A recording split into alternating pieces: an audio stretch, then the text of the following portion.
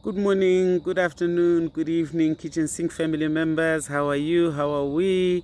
I am good. I am good. Going straight into the habit of today, of the 7 habits that should remain in 2025. Habit number 5, running other people's races.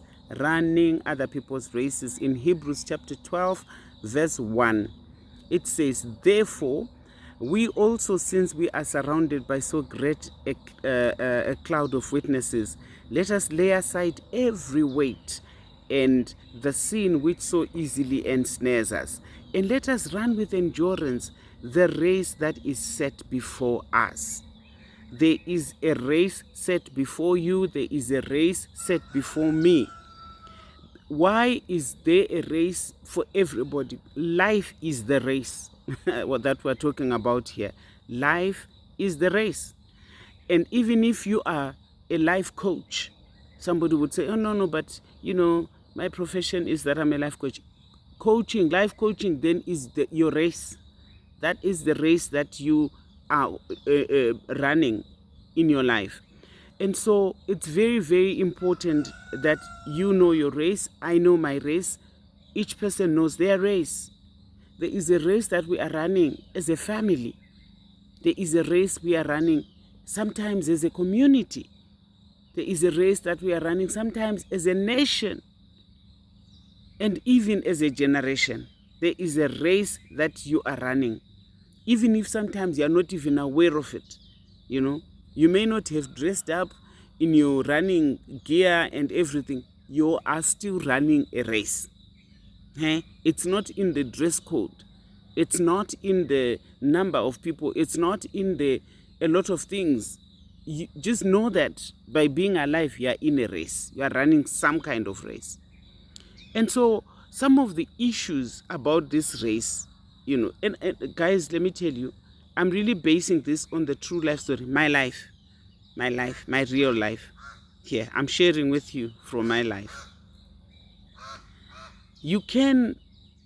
How you end up running other people's races is because that you are pursuing goals that reflect other people's values and aspirations instead of me being true to that which matters to me. Let me tell you, shout out to an old friend of mine, Gloria Shamar. If you know, you know. You know, I'm always telling people this story because it had to happen for me to realize that it's actually very possible to run other people's races. I spent 11 years in the shadow of the life of a friend in her race. And also shout out to some 3 other big sisters that came around, Sis Mo, Sis Pan, and Sis Bonnie. Thank you so much for rescuing me. They literally pushed me out and over to my own life lane. Thank you. Thank you. True life mentors, come destiny helpers. Sometimes you can look at people and think they're being jealous, they're in competition with me. Why are they saying this to me? They don't like me. No. Well, at least not for me. Not for me. It was God's way of pushing me over into my own lane, having been stuck in another, person's lane and running their race for that matter. So these are some of the reasons how I ended up in that space personally. What I would consider to be number 1 was my ignorance to specifics about one's life calling and one's purpose in life. I was ignorant in my culture, in my setting, in my language. The issue of race, the issue of calling, the issue of purpose are not very clear, and they are never personalized, at least not to my understanding, and to my take. There is one clear calling, and that is to become a pastor, to become a reverend or something in the house of God like that. But generally speaking, the language of calling, purpose, destiny It's a very modern sort of language, and often not spoken in my native language. But God was gracious. I landed in that space, and people realized I needed a pushover, and pushover happened. And here I am today, sitting under my tree and talking about it with you. So you could be one of people like me. You are ignorant of the specifics about your life calling. I had to eventually ask people around me, who do you think that I am? Does that sound familiar? Does that sound like Jesus asking the disciples, who do people say that I am? Who do you think that I am? I asked my sisters, I asked friends, I asked family, my husband, my children. I asked a lot of people, who do you say that I am?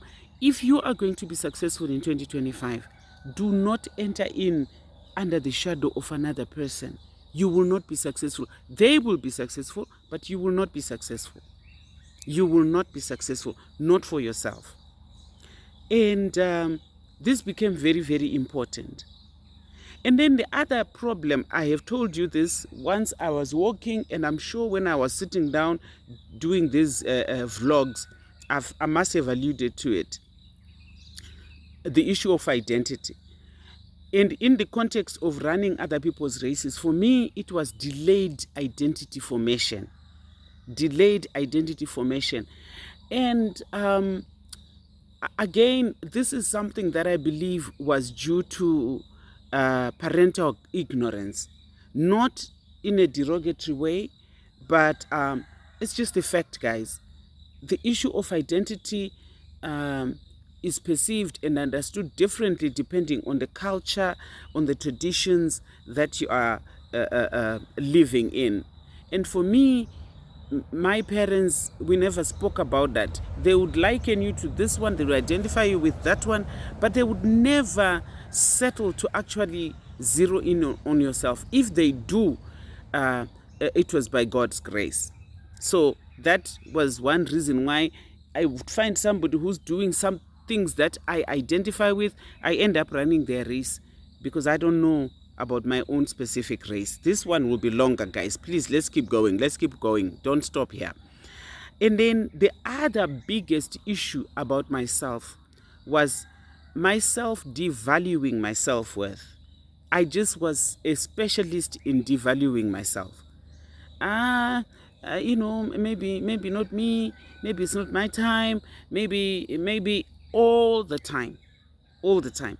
And in that way, I attracted people who would further devalue myself. Can you believe it? Once upon a time, I would tell people that to be speaking English continuously may be a problem. Look at me now. Look at me now. Look at me now. And yet I believed it. I believed it that I can't carry on a conversation or record a conversation where I'm supposed to be speaking English continuously, because this is the language that I chose to communicate with when I'm talking to people beyond our borders. But once upon a time, I did that, and that became a limitation for the longest of time in my life. The other thing that really I suffered with is as a result of having suffered rejection. Remember, I told you, when people are telling you who you are not, and you begin to believe that, you suffer rejection. You suffer, perpetual resentment by people. I was very bold. I was very opinionated. I've always been a chatterbox. I mean, in my own mother's children, amongst us, there are others who do it way better than me, but I was one of them. I'm ranked amongst the top in my family.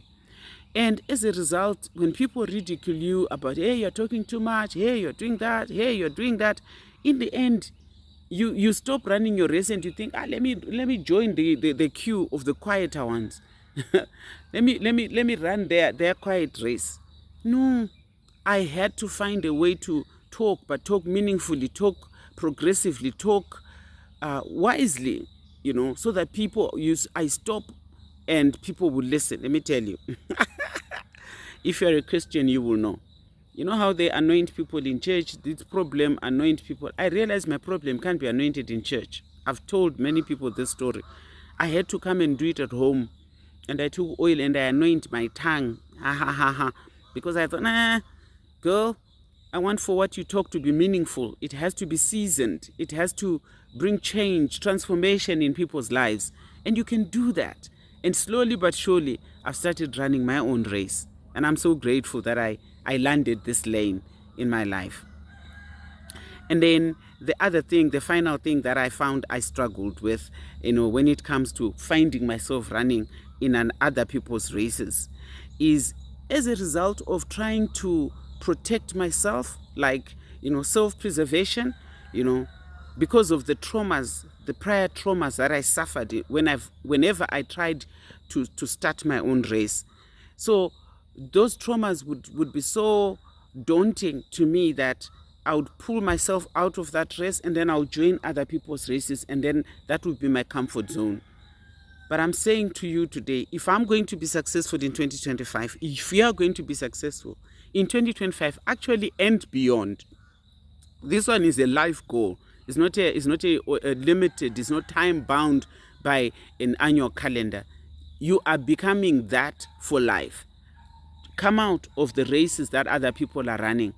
Begin to figure out your own life race, and you will find life easy. You will find yourself assured. You will find yourself comfortable and satisfied in your own lane. Just run your own race. Can you imagine if Usain Bolt had joined the marathon runners to do a 40-mile or 40-kilometer race? That was not his.